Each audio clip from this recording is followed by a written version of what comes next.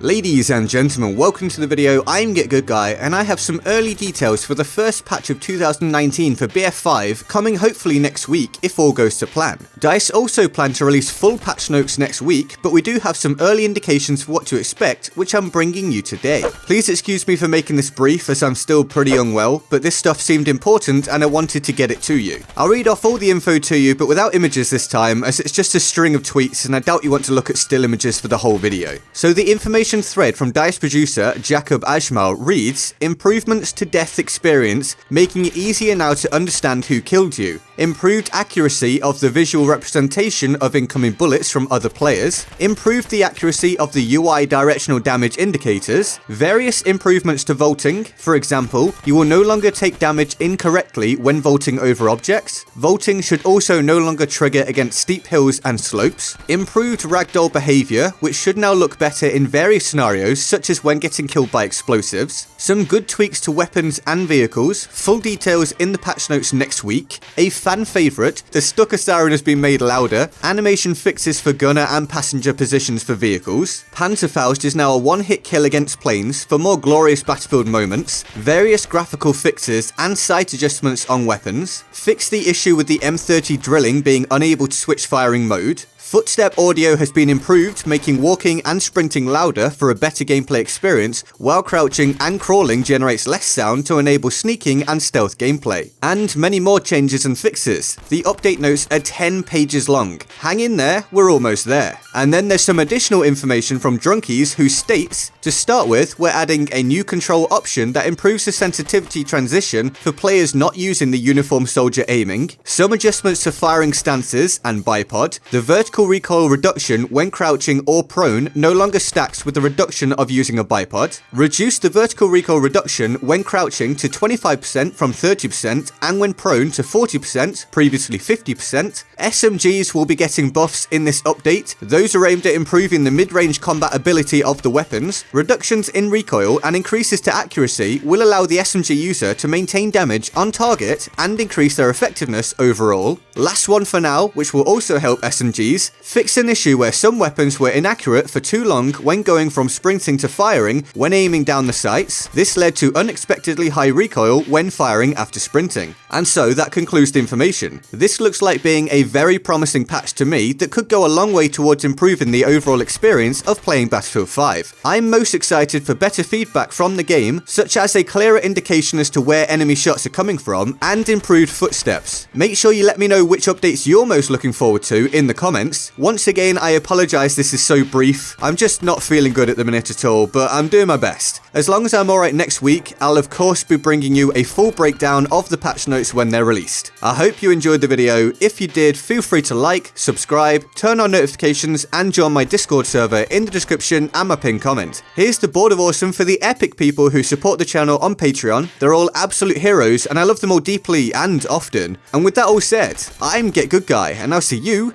next time. Laters.